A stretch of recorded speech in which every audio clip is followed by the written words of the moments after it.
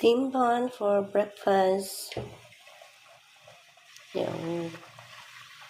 Yun pang breakfast natin guys. Pero kung hindi ko maubos yan, meriendahin na lang natin mamaya, di ba?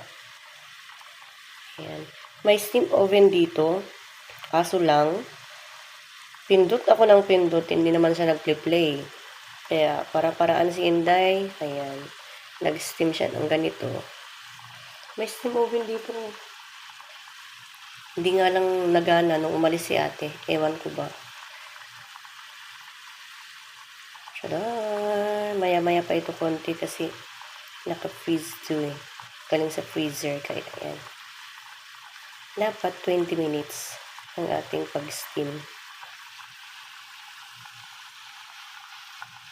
Oops. Smoky siya.